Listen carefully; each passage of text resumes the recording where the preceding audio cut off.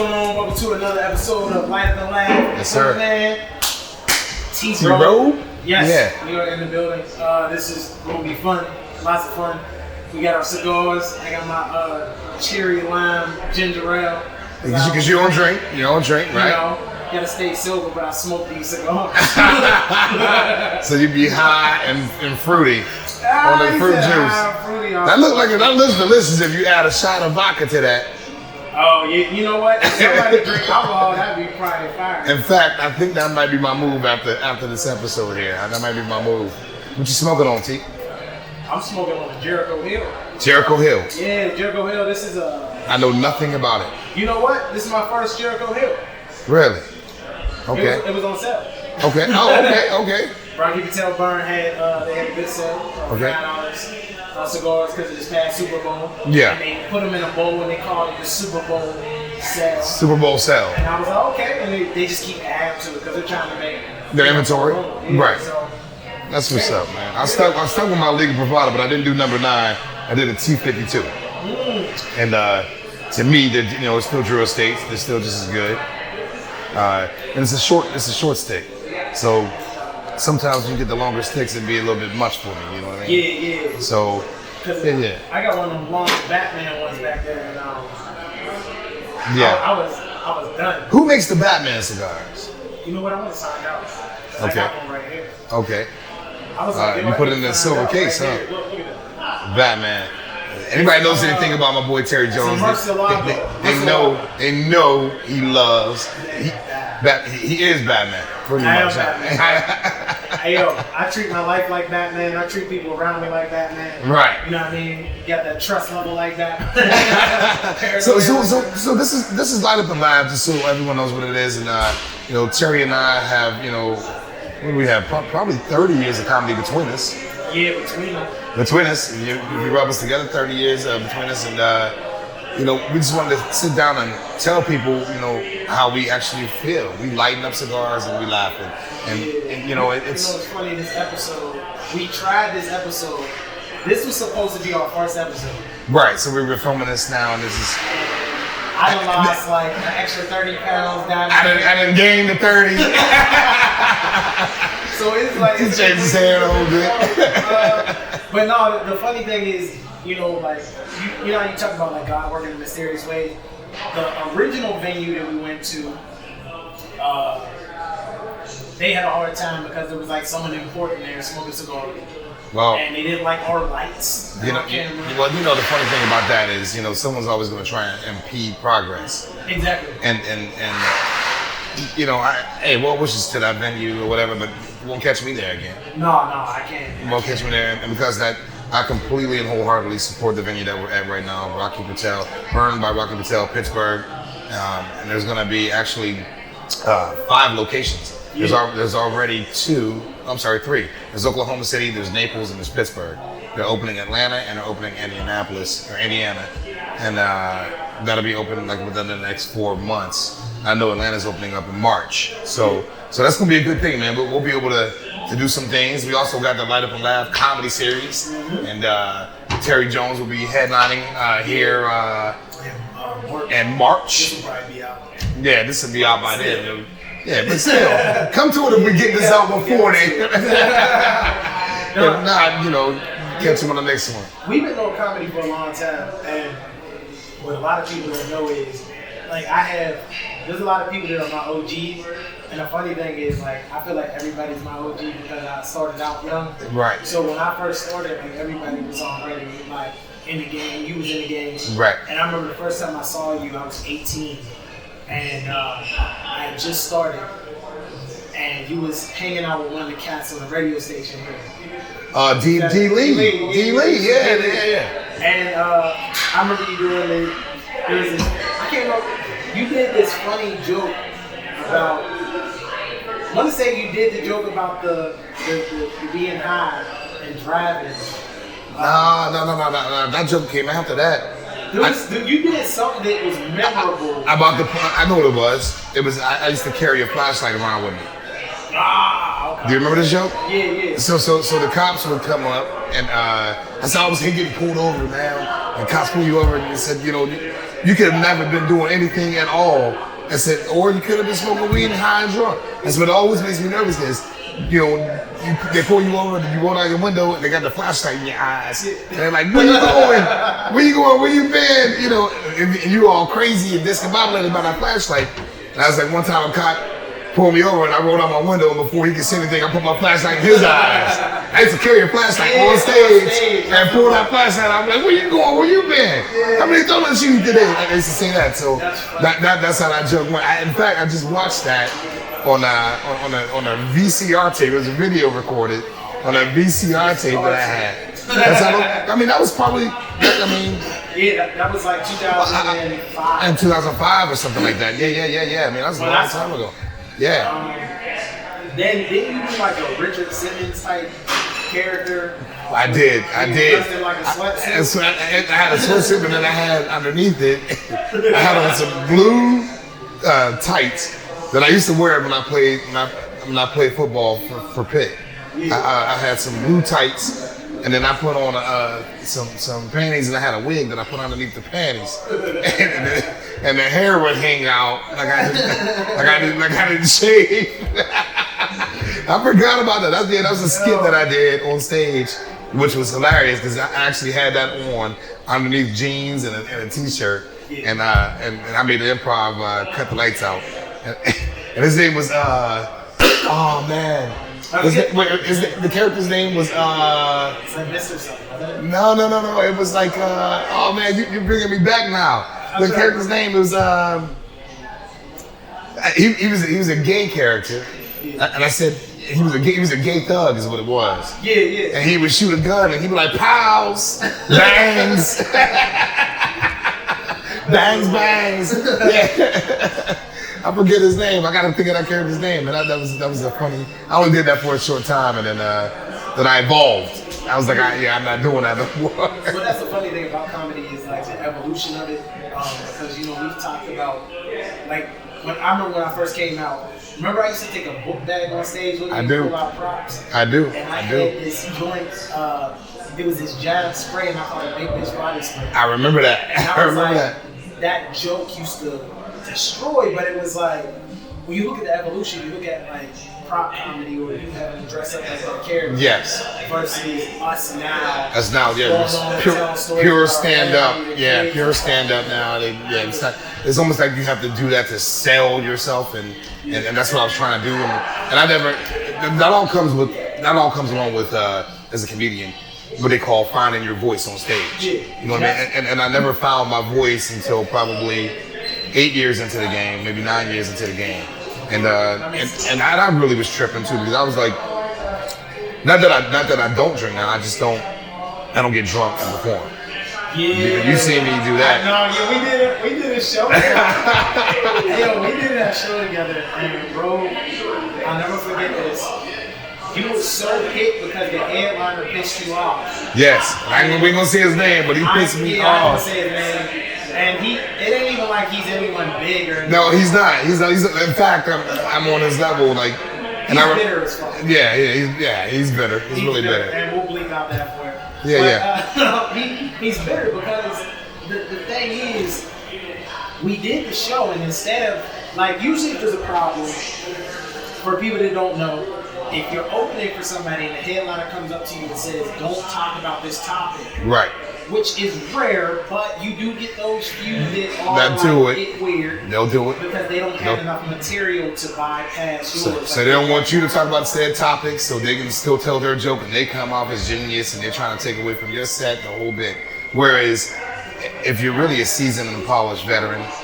I don't care what you say when you open up for me. Even if you got a joke, I got a joke about cornflakes, and you go on stage and tell a joke about cornflakes, I'm still gonna tell my spin on them damn cornflakes. You got a good point, because it's like if you go on stage and you talk about your daughter, and I go on stage and I talk about my daughters.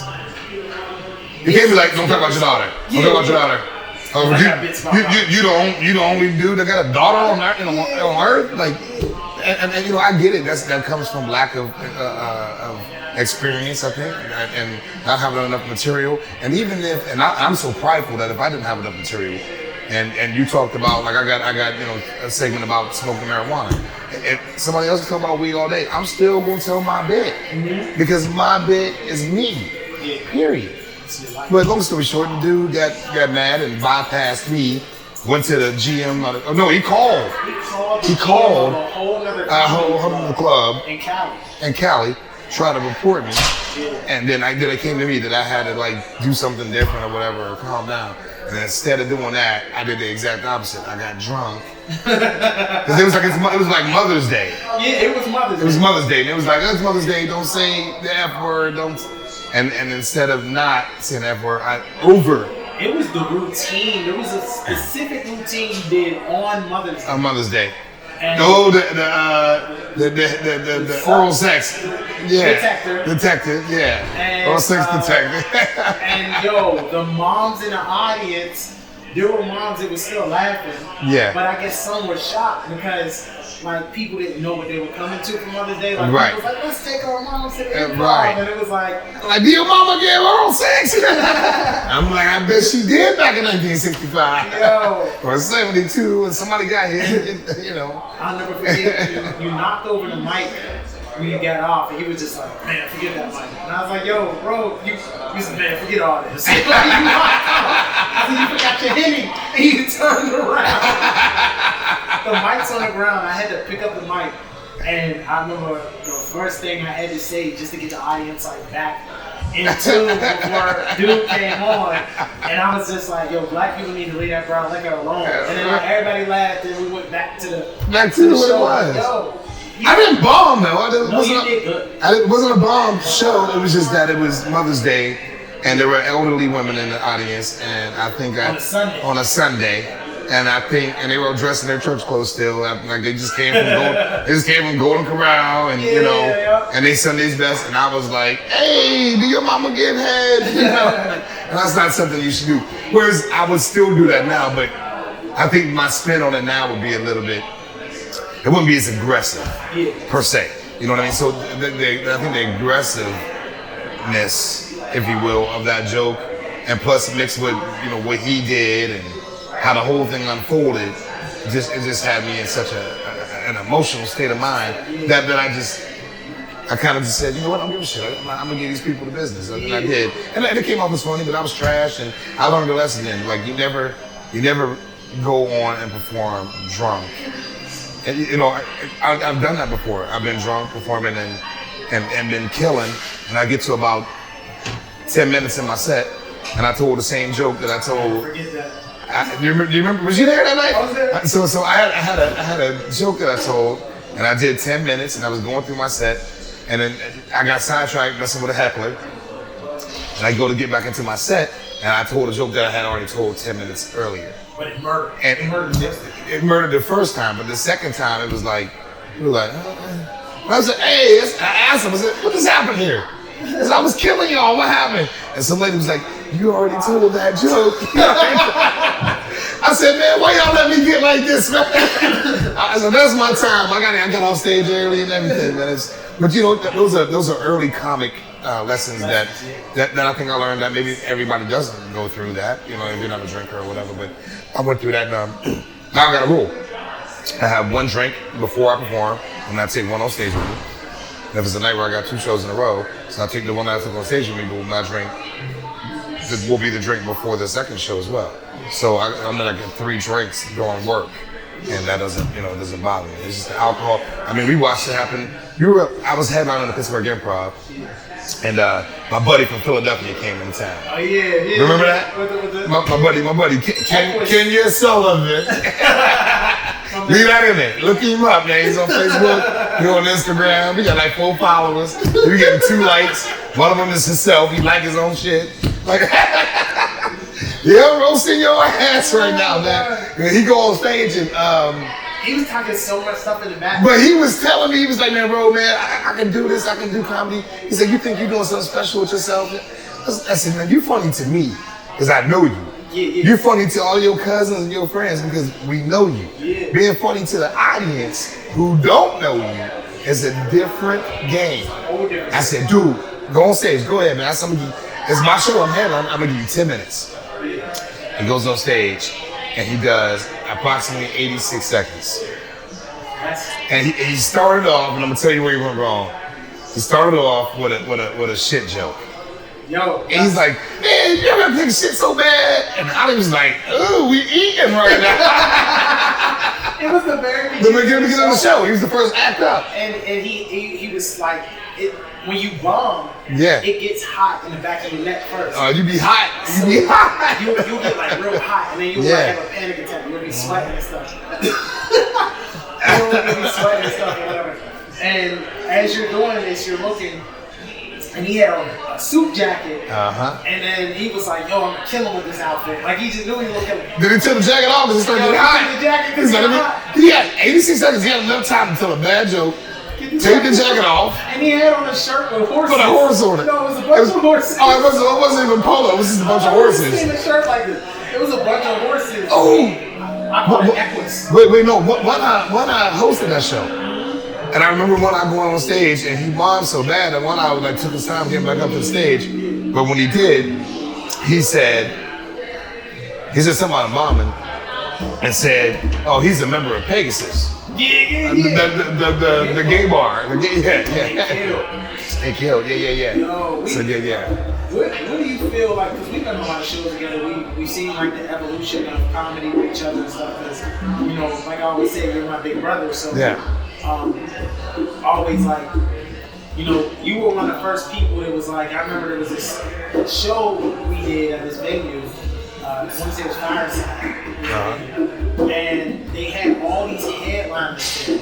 And the person you chose to close the show was me. Before I was like even really headlining. Well, you know, that was one of the dopest things. That was one of the dopest gestures in comedy that I. When someone says to you to headline, I want you to close this show. Yeah. Well, I think if I can remember correctly, me and you had just started getting cool because I used to have a room back in the day before the Firehouse.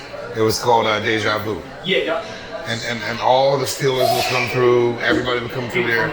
People from The Wire came through. One night, John Singleton came through. They were in town shooting a movie, so they all came through. And I watched you grow from a pup. You know what I mean? So I started respecting your comedy. But watching you tell a joke that didn't kill the first time, and you told it over and over until it did kill, is something that I never did. Like if I told a joke and it didn't kill, I never told that joke again. So I didn't do comedy the right way. You're supposed to bomb.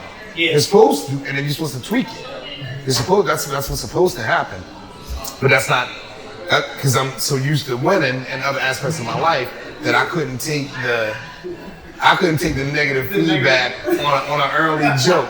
Because you the man, like you been the man. I mean, I would like to think so. You know what I mean? Everyone thinks that about themselves. You know what I mean? If you think you ain't shit, then what are you doing in your respective, you know, career? Like, what are you doing? So, you know, I watched you, and I even watched the bathroom joke. You used to tell a joke about dropping the soap in the tub. Oh yeah. I tell you. You know what I mean? And that I said you had to practice.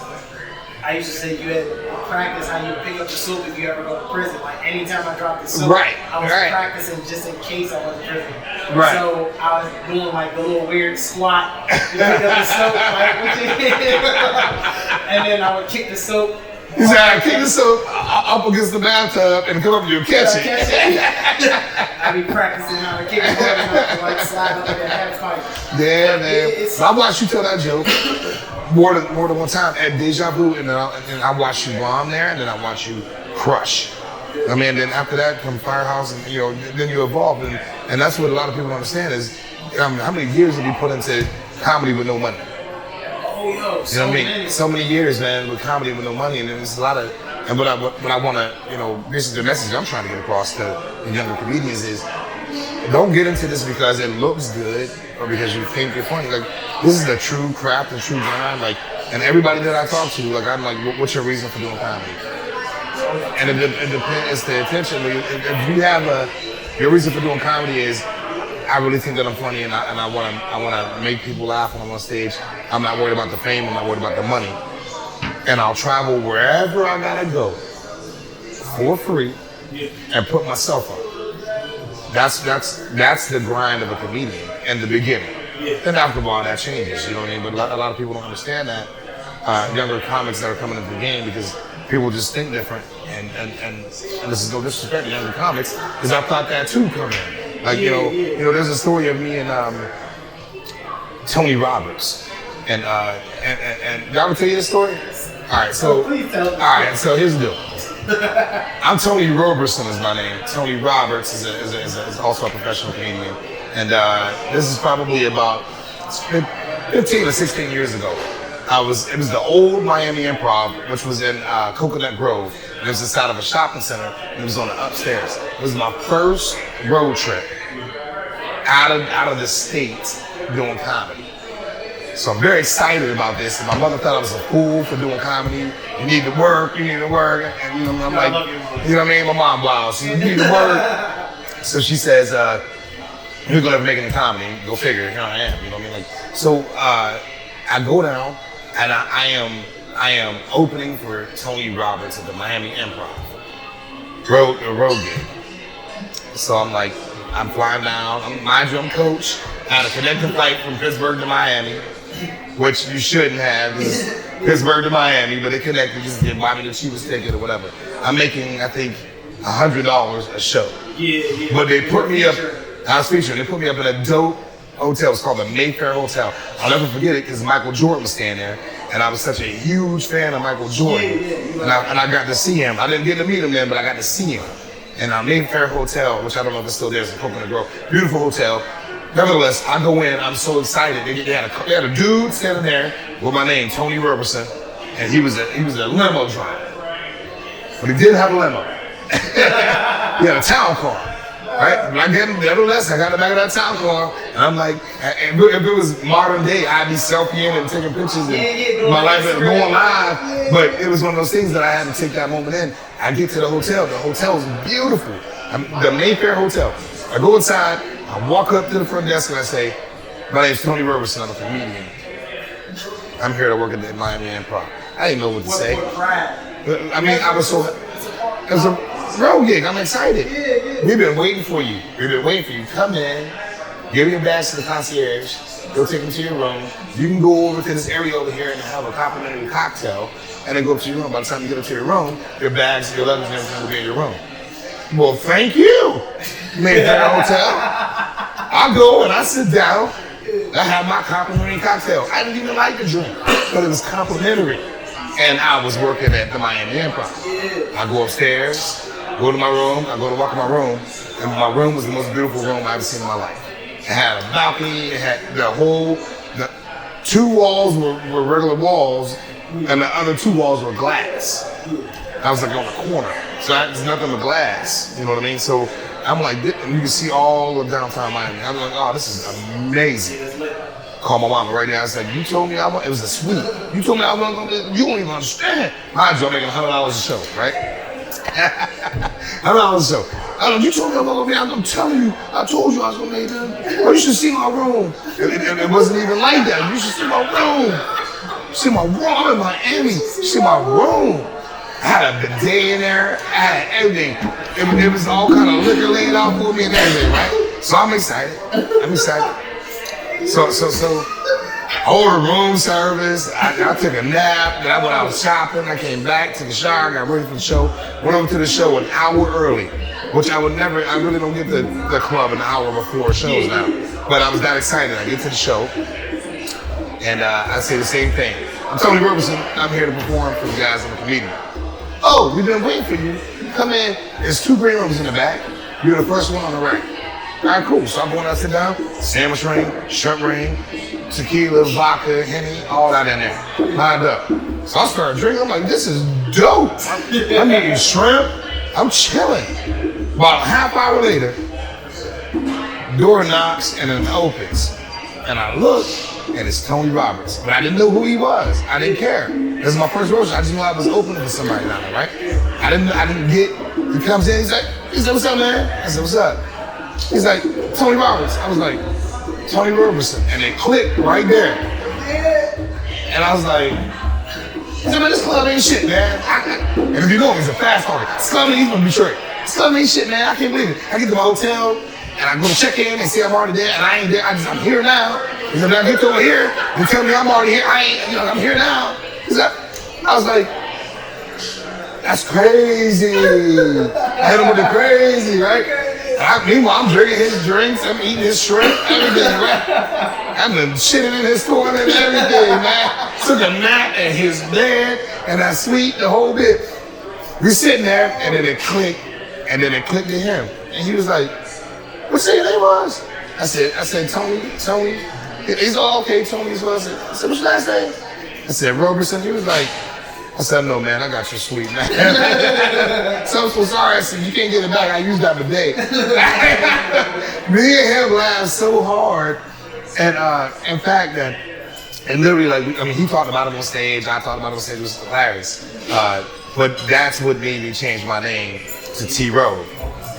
That's funny. Because I didn't want to bump elbows with him ever again. I knew that comedy was going to be a thing that I did for the rest of my life. It was going to be my career. And I knew that was going to happen, but I also knew that I could never go on with my stage name being my real name, Tony Roberson. This was just too close. Yeah. It's just too close. I like the ring that T-Robe has. Yeah. I mean, when I first started, it was T. Jones, and I had the backwards hats and the ponytail. Yes, I remember that. You know, the funny thing about that is, like, I'm switching it back to my regular name. You know, Right, I remember you did that. That's because like a lot of people are like, you got to do this. It's going to be more professional. It's going to work. It's going to be this. It's going to be that. So it ended up working for me. The only thing is that Monty Python has a Terry Jones in English, so I'm always getting traffic from him, which is a good thing. Mm-hmm. But no, you had a dope road show experience. Like my first road show was in Cleveland with Bert Kreischer. Oh, really? That's so dope, though. Yeah, it was, but... Improv? Yeah, but I was staying in the comedy condo that, like... That's garbage. Chris Rock, Bill Hicks, Yeah, so garbage. There. You know, everybody was staying in there. And that's what, you know what I'm saying? And it was like, I didn't have that dope experience that you did. You know what I mean? Like when I walked out, there was a skunk outside. You know what I'm saying? Because there'd be skunks walking around. And no disrespect to Cleveland Improv, but if they ever put you up in their condo, most comedy clubs have a condo. Yeah. They put you up in their condo, you gotta think about it. There's a different comic in there every week. Yeah. Comics are typically men. Not no disrespect to women, there's a lot of women comics. But the men don't take care of the condos.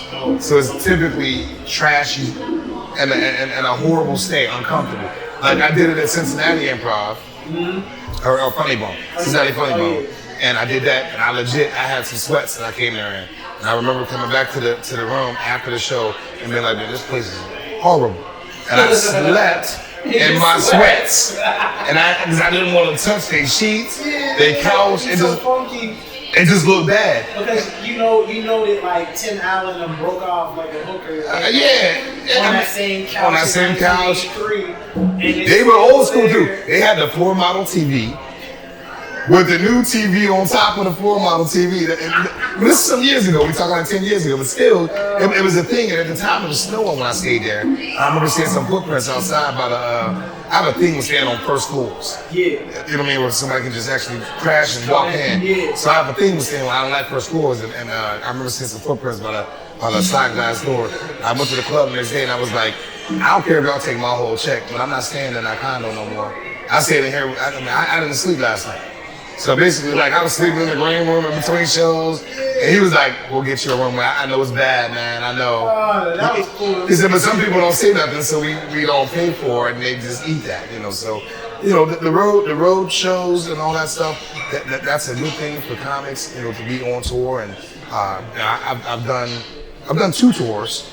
Oh yeah, sure. In my tenure. Yeah. Well, 2 that were like long. So Gary Owen was like 6 years. And then Short Underwood was short-lived. That was like 6 to 8 months or something like that. But still, it's dope. But it was still dope to be able to do that and be on tour. You know, so I don't know. Comedy's a confusing career. I always tell newer comics, like, take your own sheets. Take your own sheets and pillowcases because you don't. Towels, soap, all that. Everything. You never know your living conditions, if man. you gotta take a dump while you're on the road and you're out in public, you need to go to a hotel hotel lobby bathroom. Yes. That's The cleanest bathroom. If you can't get a room, like, you know you can't get a room and you just drive and you're like, yo, I need to stop somewhere and use the bathroom. You need to go straight to A nice hotel bathroom. And it's so funny because there's all these tricks that you learn from doing comedy on the road. Like, if you forget your phone charger, literally go to the front desk and just say, yo, I need a phone charger. And there's listen, Virginia, Richmond Funny Bone. I just did Richmond Funny Bone last year. You stay at Richmond Funny Bone, the GM of the club, they give him an apartment. It's a 2-bedroom apartment. You stay in the apartment with the GM from the club.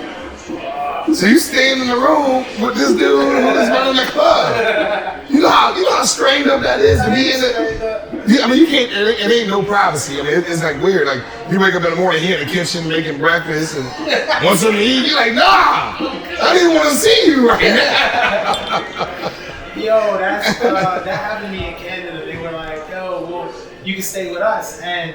Look, great people, great family, but I just like to have my privacy when I know I got to do a show. You know what I'm saying? Like, right. You know, when I'm in a hotel or I'm in a comedy club, it's just I'm sitting, like I'm laying in the bed. Right. I got notebooks and papers laid out, and I'm figuring out how I'm gonna piece stuff together. How I'm gonna do the show because the next time I go up to Canada, I got to do. 2 different sets, right? I do 2 different sets. Right. They want me to do a set for the theater, right, and then a set for the comedy club. Right. Which I don't mind doing the same hour for those shorter shows.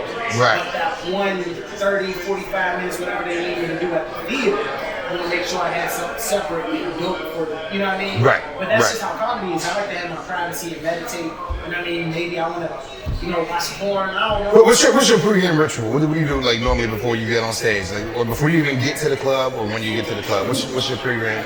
Every comic has a pregame, right? It's like the Sammy Sosa movie. Okay. The cross, and then I kiss up and I right. Every show. Okay. Like right before I go on stage, I gotta do this. But I've heard some like crazy rituals. I don't have anything like too loud for sure. Well, mine, I try to get to the club about 30 minutes before I go on stage. That way I can get a feel for the room. So if it's a club I'm doing, in 30 minutes. If it's a theater I'm doing, it's an hour. Because I want to feel that energy. Yeah. But the only rule I have is if I'm really performing, is to be out of sight. There's something about wearing out your presence in the room. You know what I'm talking about? Yeah. If you're in the room just mingling, walking around with people, and then they see you on stage, yeah, you like doing that? See, I gotta be hidden. Yeah, you stay like I stay put. I stay in security and shit. Oh yeah, I do that. You know why I have security? Oh, big Terry Crews. Yeah, you know why I have security? Tommy, shut up and tell me. You know why I have security? Because I got black family members, man, who want free shit. Yes. They come in like, hey man, you ain't leave my name at the door. How come I had to pay? Because this is my job. It is. I gotta make money. What do you want me to do? You think I'm doing this for free? Yeah. You know what I mean? So I have to, that and the whole fact of memorizing your set. When you gotta memorize your set, you don't need somebody like, hey, man, do I really gotta get the 2-item minimum? Yes! I always tell people this on show day, especially, like I'll be headlining Pittsburgh Improv on Easter weekend. So what I do is, that whole weekend, my phone is off. Yo, I know you do. I turn my phone off. You can't text me or call me or nothing. And I tell people that, they're like, why? Why are you acting so bougie? I'm like, when you go to see Bill Bellamy or Eddie Griffin, do you text them before the show? Absolutely. No. Then what you texting me for? Yeah. There's nothing I can do for you. Yeah. If you ain't buy your ticket, you can't get in. I can't. If you ain't got the seat that you want, can't get in. Everybody want to sit together until that check comes. Yep. And then Be 10 people sitting together, that check come and gratuity added, then it'd be an argument in the middle of the show. I want to sit with my auntie, I want to sit with my cousin. I'm like, man, just come in and sit, you can see the show and then leave. just enjoy it. Enjoy it. Everybody want to sit together until that check comes. You always been like that because, it's to the point where I don't even like being in the green room when you got your show. Like, you like, yo, just stay back. I'm like, no, like, go ahead and do your thing. Like, Because my energy gotta be different. I'm Like, opposite. Like, I like to do weird stuff like open doors for people. Yeah. And like talk to people. And greet them they have early. No idea that That you're on, that you be on, And then yeah. when I go on stage, they're like, oh, that's the guy that has the door for us. And then it's funny. Right. So now they're like, oh, he's a Genuine person. And I get that. I'm like, he's like, leave me alone. I talk to y'all, I'll bullshit after the show, but I don't wanna, before the show, and that's been the thing. Like I don't want to wear out my presence in that room. You know what I saw him do that? Who's that? He didn't wear out his presence, but just like mingle with people, and it's the most famous person I've ever seen do it. It's Tracy Morgan. Tracy Morgan. Walking around the room. Yo, he was literally after his show. He was like letting people in. He was like, "Yo, what up, Mom Dukes? What up? Right. Yo, what up, cuz? Yo, hey, we appreciate it, yo." And there was this woman that brought her mom to the show. And she was excited, like, "Oh, Tracy, I'm a big fan." He said, "Oh, appreciate you. I love you. I appreciate you." And she's doing the whole thing. The mom sits down, she sits down, and Tracy Morgan had one of the dirtiest shows I've ever seen in comedy. Oh, he's worse than I was with that show with the guy we was talking about earlier. Oh, yeah. He was worse than me. It's so dirty. And the woman was just sitting there with her mom sitting there like shaking her head. She's like holding her face like, "I can't believe I'm right." And then afterwards, like, "You don't like the show?" I'm like, yo, he's the best with his face. He gotta be worse now because he's a multi-millionaire. He really don't. I mean, his little checks don't really, So what's your next, like, what do you think the next move is? Because you're a very interesting person. The funny thing about comedians is a lot of people don't realize that comedians are more than just comedians. Right. You know what I mean? Like, we're people, we're fathers, we've done other things in our lives, and those things bleed over into comedy. Like, you used to be a rapper. Yeah. And that's something that I found out, like, and you gotta tell people about that, well, I mean, I always knew that and I hate to say this, but I am an attention seeker type of, I don't know why that is. Like when I come in the room, I want to be the center of attention. And I started dancing and being in a dance group, and I started rapping and rest in peace. I just buried my best friend from childhood. We had songs out, man. We had albums out, and I got a couple of them. When I went down, for the services, and it's crazy to hear my voice then and my voice now. Because now I'm like, "Ugh." Back then I was like, "Hey, what's that?" Like my balls had dropped yet. So it's like one of those things. But I've always was destined to be on stage, and whether that be rapper, dancer, comedian, stripper, I was gonna be on that stage. I didn't know how, but I just knew that I'm an attention-seeking type of. I don't know if it's seeking, but I just love the attention. I love being the center of attention. That's what the comedians do. I think a lot of comedians, I like the attention, but I like it to a degree. I like the attention. Like, there's some comedians because of their childhood, maybe they worked on the child and stuff like that, they didn't get as much attention. So it's like, you can meet with me. Right. Whereas me, my sister was 11 years older than me, so I was pretty much on the child. So I got a lot of attention, but the attention I'm obsessed about is the attention I use for art. I'm obsessed with people enjoying my art. I want to know that you enjoy me as a person, you enjoy my material. Exactly. And that is dope. And then you got a chance to open the kid play. Yeah, so I won this thing in our local city here in Pittsburgh called Make It or Break It. Me and my boy that passed away, John Derek, rest in peace, man. We won Make It or Break It in 1994. And if you don't know what Make It or Break It is, you submit a song, and people call in like, make it or break that, whatever. And 80% had said make it. And the winner of Make It, we won that particular month, and the winner got to open up for Kid and Play in 1994 at the Civic Arena. And it was me and my boy John Derek. And we opened up for him, did our routine, got to do one song, hung out backstage with him. I still got a poster signed with him, the whole bit. And fast forward, I did the Tom Joyner cruise a couple years in a row, and Kid from Kid and Play is a comedian, and I got to work with him there. And then when I moved to LA, so before the Tom Joyner, I moved to LA, me, Tiffany Haddish, and Kid from Kid and Play, and Tommy Chun. Remember Tommy Chun? Old school comedian. We all did a show together. So that it's just the circle of life, you know what I mean? First I was working with, and Kid actually remembered the show. He actually remembered the show, so, doing the Times on the cruise was pretty cool, man. Yep. Yeah, so there's been a lot of stuff, man, and it's always fun working with you, and I'm happy that we got a chance to do this show together, because, comedy so long. you know, we work together, we write together, our kids play together.